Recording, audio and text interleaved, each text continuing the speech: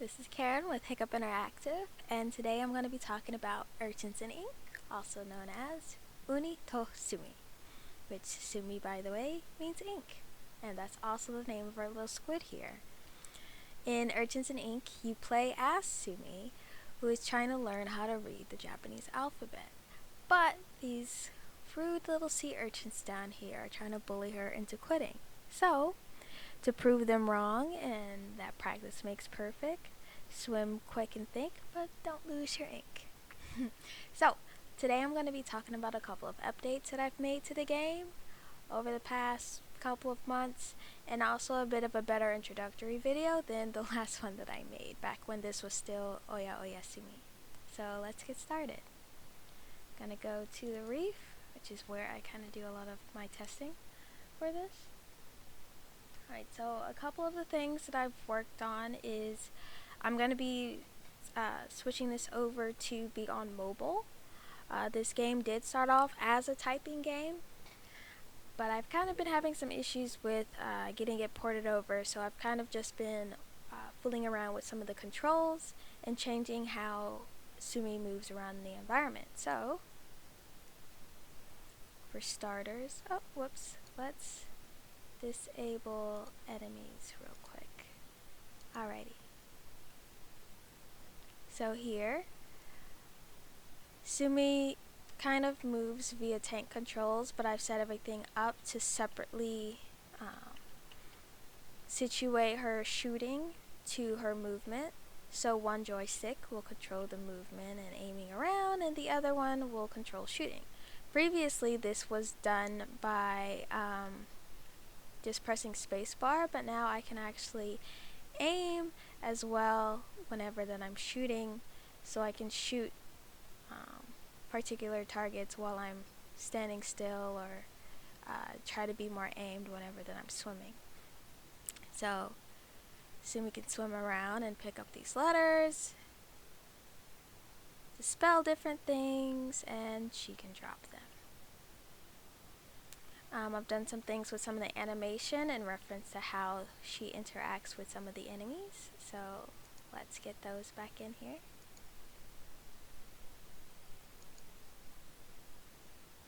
Alrighty, so, that's a little bit of glitch. Something else I'm still kind of working on. Alright, so right now we just have one enemy in the scene. I've changed how the character, see the Kana character that's following.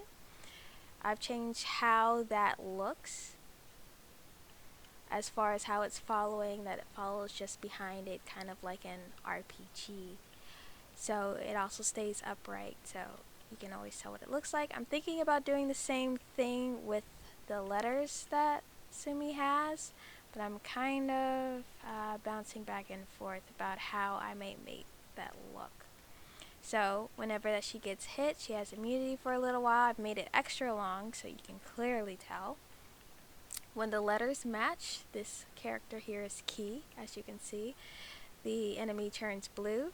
I'm still working on the AI to have it run away. I've got it in place, but I haven't fully activated it because I've got some weird glitchy things with some of the physics going on.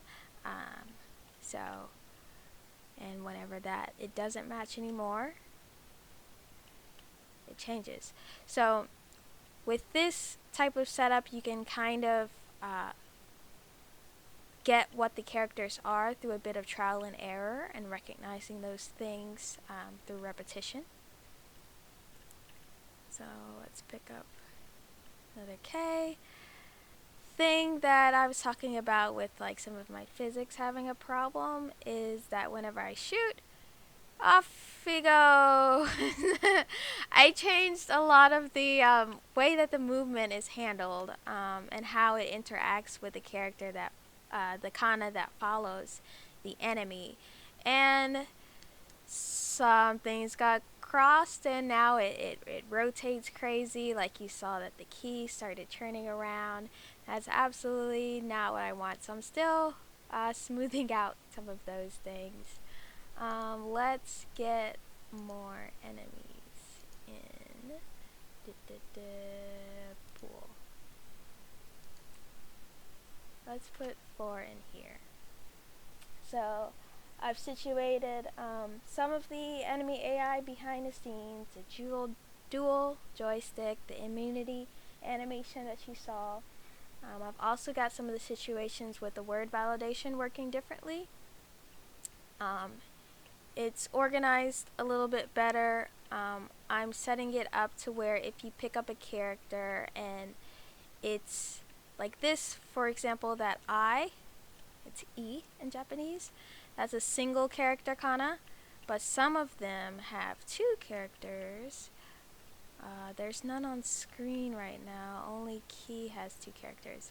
But in an event that we had Ki and Ka, actually, let's resituate this.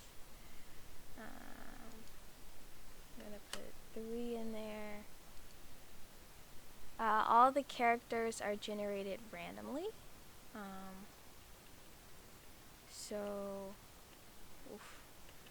Alright. Well, for demonstration purposes, let's just say we had multiple letters that both started with K. And whenever that there's 2 letters that start with K, I would like them to say glow a particular color. So to let you know that these two, you're kind of close to getting something. Right now, nothing's matching, so everything should be black, but if it's close, it should let you know. And then once you have a match, it'll turn blue to distinguish that particular character. And now that it's blue, you can kill it. But as we saw before, whenever that I shoot the characters, they kind of teeter off into space, which is not the best. There he goes. He had a little bit of a delay. But yeah, so I'm smoothing out some of the stuff, fixing up some of the physics, and hi, he came back. How sweet. Aw, you just want to chase me forever, don't you? But you're rotating and it's gunking you up. I'm sorry. Anyway, I'm just gonna let Ko there. I like his scared face. Alright, so working with some of the animation placeholders, since I don't have any custom sprites, a lot of the things I've kind of found are either free assets or things that I've kind of made on my own. For example, if you see these letter pickups, scared angry boy, like these are the sprites that I had worked on and kind of like messing around with which ones I might pop in for use within the game. But yeah, so working on some of those in and out, also adding in some speech for whenever that you get a character correct, it'll say ko or ka, ki, ku, like those type of things to help, you know, further along the grasping the alphabet of these particular things. So yeah, that's about the gist of what's been going on with Urchins and Ink. Thank you for watching, and sorry for the video being a little bit scatterbrained, but this is my process. Enjoy it along with me. Thank you. Bye bye.